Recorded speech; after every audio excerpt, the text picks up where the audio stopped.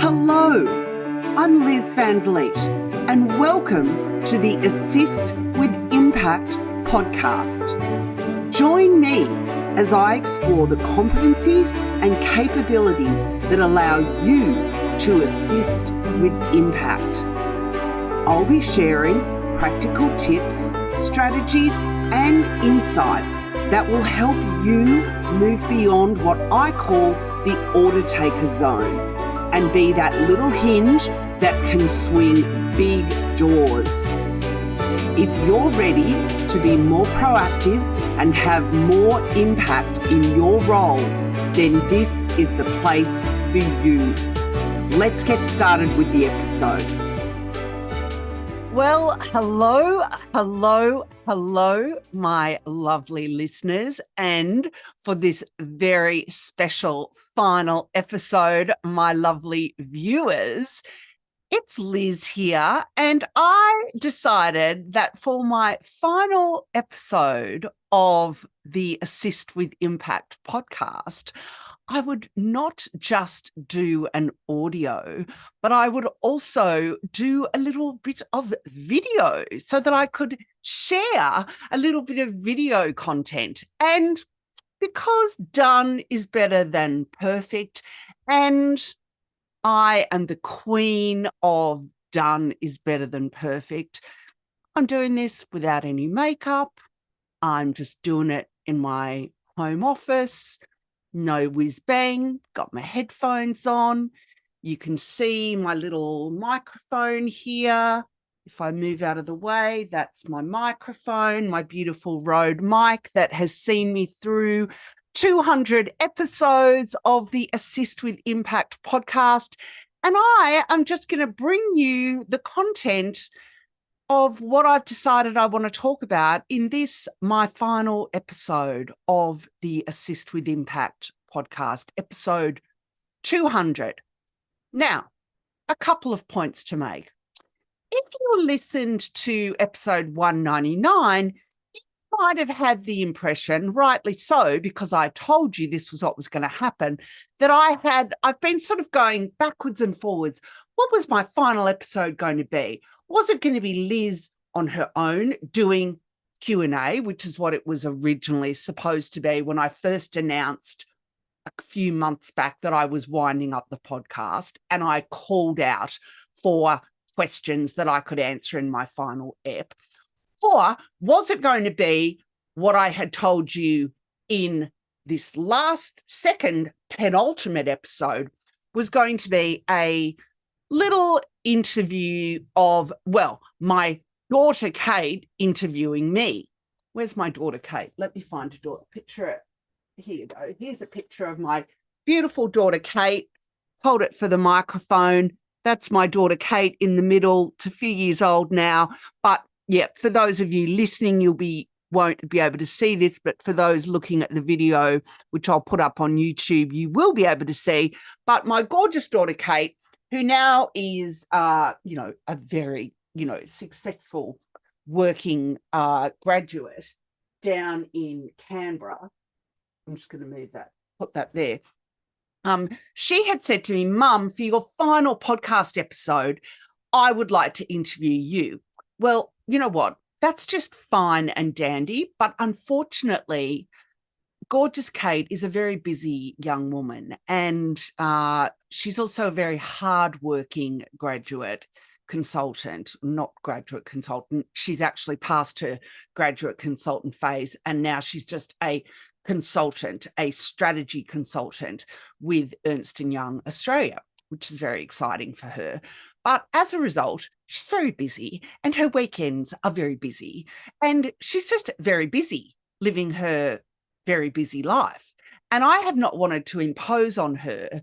And also, if you've been keeping track of me on social media, you might know that I've had a few health issues which have kept me occupied. So to keep it all, sum it all up and tie a bow on it, this final episode was becoming literally like something that was never going to happen. And I decided, you know what? Done is better than perfect. Unfortunately, my darling Kate is not going to be interviewing me. I'm just going to get this podcast done, dusted, and delivered. The 3 Ds: done, dusted, and delivered, and out the door and into the world. And so here we are. So the bonus is you get to see me. If you want to watch me on YouTube, do this video. I'll put it up on YouTube. Final episode vibes. Pumping, yay, celebrating myself, but you will also be able to hear it in your feed. So, absorb it, let it percolate in whatever fashion you like. If you hate it and think, oh my God, I'm so glad this woman is never going to podcast again, then, celebrate that as well. So what am I going to cover in this little rest of the time, however long I intend to rabbit on? I'm going to tell you, I've gone right back to the source, right back to episode number 1, and come up with 5 quotes from my original podcast, episode number 1, My Why, that reflect what my vision, mission, and goals were for the podcast. And I'm just going to riff on each of those. I'm also going to do that little Q&A, and I am celebrating the fact that I may not have got an abundance of questions, but I did certainly get an abundance of lovely messages thanking me for my contribution to their podcast listening. And I want to thank those people who reached out. But I do have a couple of perler questions from my friend Liv Yeates right here in Sydney from Adobe, who has given me 2 questions to do for you in this Q&A section. So I'll get to that in a minute.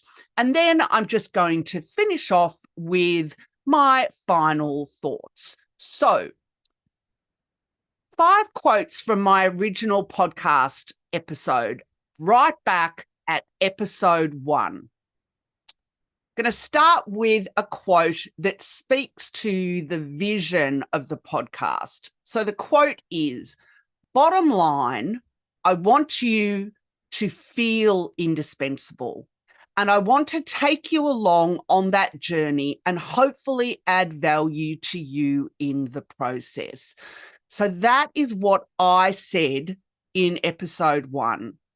And I feel when I look back at that quote of that, me saying that way back then, that I've delivered on that promise, that I've delivered on that vision, that at no time in my podcasting journey have I ever told you or lectured you or made you feel anything but enough, just as you were, and made you feel indispensable to yourself, that you are human beings, not human doings. And that's always been so important to me.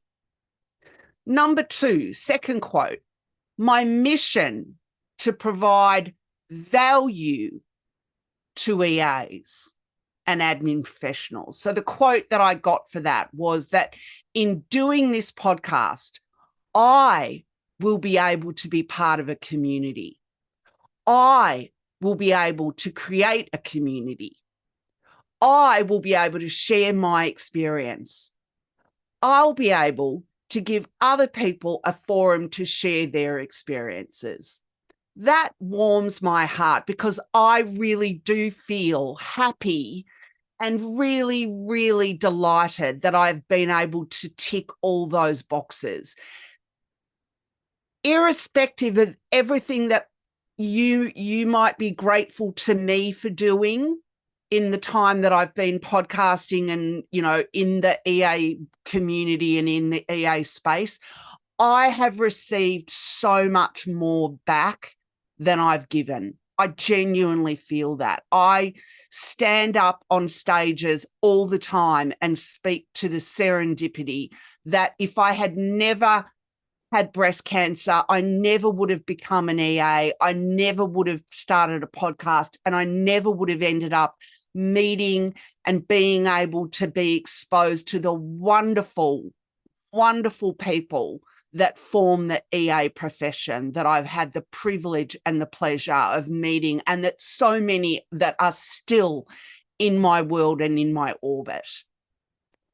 Number 3 was that my goal was to foster professional growth. So the quote that I've got for that is that I said in that first episode, quote, keep listening to this podcast if you want to hear from other EAs talk about what they love and what they don't love about their role and what they think makes them indispensable. And it really, you know, when I look back at my back catalogue, I know I can point to so many of those episodes. And one of the things that I'm really, that I've held on to so firmly in the way I edited my episodes and the way I interviewed people for this podcast, particularly the EAs, was that I gave EAs the platform to be able to talk about their non-linear career journey, their career spider frame, to share those tangible and intangible skills, values, and behaviors that they've brought, that they've developed and that they bring to the table that make them the irreplaceable assistants that they are. Number 4, that I've always been committed to learning and continuous improvement. I am the classic curious cat. I am,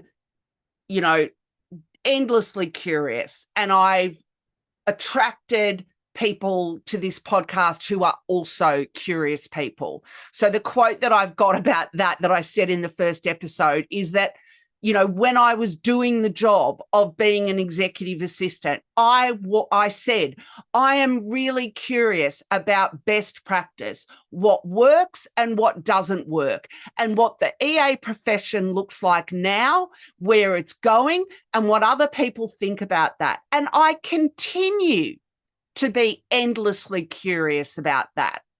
And I'm not going to lie, I get a little bit frustrated about people, the revolution, not evolution stuff that, I feel like there's a lot of angst, and I get that. I really do. I get that. And I respect the level of passion that people bring to that discussion. My feeling, and I've shared this online and will continue to share this, is I don't ever want you to feel, I think it's very unfair, and I feel like there's a real inequity for you as people who are not paid a lot of money as professionals. You are underpaid, you are often undervalued, you are often under-respected, and yet there is this expectation that you are going to be revolutionaries. And I don't feel that that is necessarily fair, that is necessarily a fair expectation for everyone to need to get on board with. That's just my position. Happy to stand corrected. And then what did I say? Number 5, that my goal was to build a resourceful community. I said that I hope that in doing this podcast, I will be able to help other people get a better understanding of what value we actually do offer to our executives and managers. Well, you know what? I'm going to give myself an A+ for that, because I definitely feel that I have added to that discussion, and I have contributed to giving you, as my lovely listeners and assistants around the world, the language to be able to articulate your value. And I will continue to do that. And that's something that has been very important to me and continues to be very important to me. So all of those 5 quotes align with my focus on creating impact, offering value, and building a community.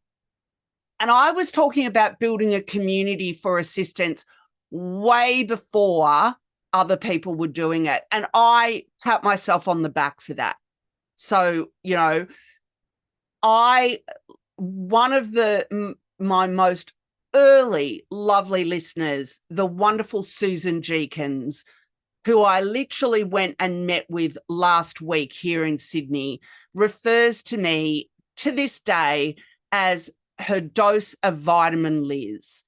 And I find that just so wonderful that somebody feels that way about me and what I can contribute to them. Now, let us move on to the Q&A part of this final episode. And as I said, my Q&As are two questions, two very lovely, simple questions from the wonderful Liv Yeates, who is also an Aussie here in Sydney for Adobe. So Liv's first question was, Liz, can you share a memorable moment or guest from your podcast that left a lasting impact on you? Well, Liv, my answer is that I have had so many wonderful moments of interviewing people for this podcast. And I'm glad that I don't have to choose from the EAs that I've interviewed for this podcast, because they all are crowded onto the top of the podium as far as I'm concerned. They are all linchpin assistants. And Liv, I'm just sorry that I never got to interview you, because you are up there on that podium as well. But I'm going to say that the interview that I'm most proud of was with Dr. Peter Fuda. And I'll put a link to the episode in the show note. And the reason that I'm proud of that interview is because that interview was at the heart of it. It was all about my power skill of leading, revealing your leadership and leading from where you are. And the thing that I loved about Peter was that he loves executive assistants. He values executive assistants. There was nothing patronizing or condescending about the way he showed up for that interview, the way he engaged with me. And I can tell you, I've dealt with a few people in my time who I can not say the same thing about. I won't mention any names. But when it came to Dr. Peter Fuda, he is one of the world's leading leadership facilitators and leadership coaches. He coaches, some of Australia's top executives, CEOs, and has, such a reputation. And he was so generous with his time. He made me feel like somebody that he made me feel like an equal. He made me feel like my audience was worthy of hearing from him. And that made me so happy. And I love that interview. And the other reason I love that interview is the way he spoke about his former EA, who's now his chief of staff, Jessica Davies, because that interview is actually, there's an interview with Peter and an interview with Jess. And the way he spoke about Jess and the contribution and the value that she brings to his organisation, TAP, the Alignment Partnership, was just so brilliant. And it made me really so happy. So thanks for that question, Liv. Your second question, Liv, was also, can you share a funny or unexpected blooper that occurred during a recording? Okay, so I'm going to actually share from too many bloopers. There are so many bloopers. I could do a whole episode on bloopers, but I'm actually going to confess a massive one. So this is a blooper that involves an interview that I was so chuffed to get. It was an interview with one of my EA heroines, who I'm not going to name. She was the EA to the global leader of a company, a US global entity. Like, we're talking, Fortune 20, like we're talking major company. I traveled to their corporate headquarters. It was a massive effort to do it. I had to schlep my way across their campus to get to where I was meeting her to conduct the interview. We met. She was extremely gracious. She was extremely, lovely. I set up my equipment. I had my MacBook. I had my two mics. I was extremely nervous, and it was very early on in my podcasting career, and we embarked on the interview. I thought that I had tested the audio levels and that everything was fine. Over an hour later, after, I'm not joking, she had shared absolute gold in this interview. We had the most lovely chat. It was very conversational in style. We ended the interview. I departed. Off I go in my Uber. When I got back to where I was staying and played back the audio, I literally nearly, my stomach just dropped, because the audio was so muffled.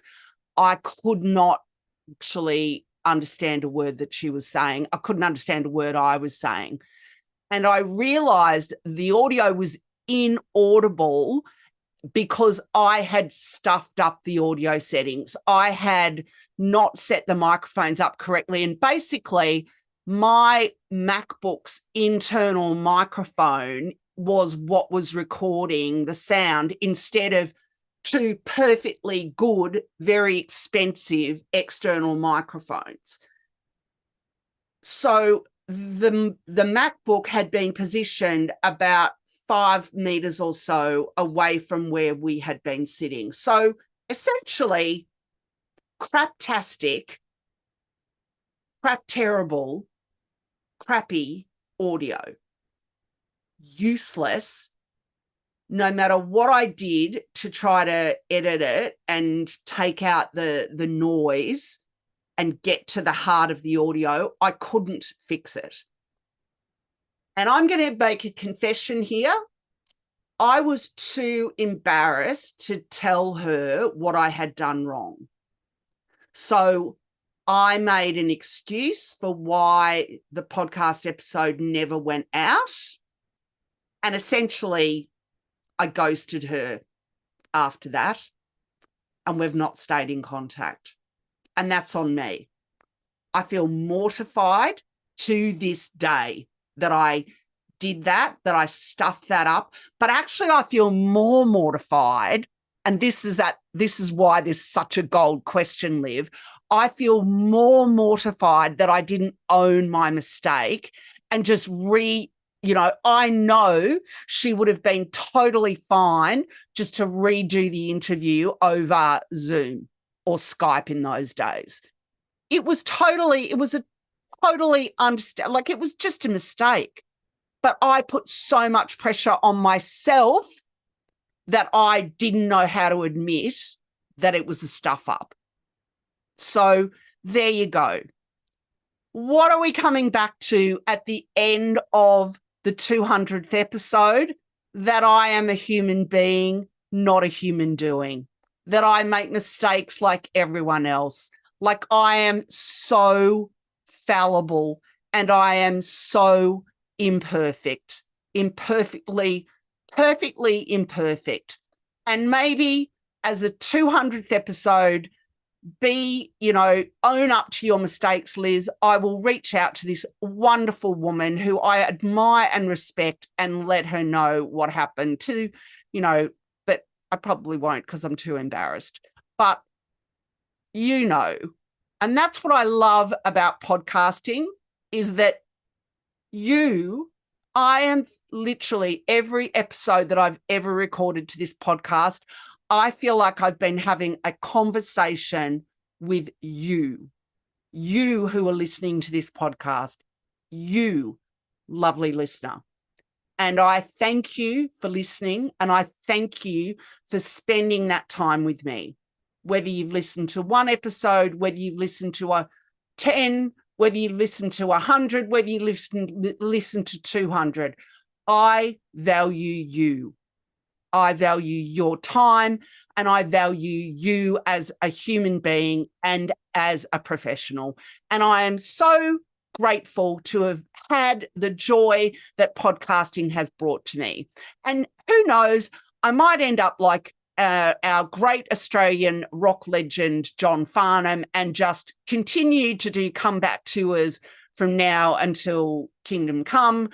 But more than likely, I probably won't, because, you know, every podcast episode, getting it done and dusted and out the door isn't a major production for me. So I don't know if I've got it in me. But anyway, I'm going to finish it off there. I'm going to say thanks for listening. Thanks for being there. Thanks for being a lovely listener. And I hope if you're watching this on a video form that you have enjoyed watching it and not just hearing it. So thanks, everyone, and bye for now.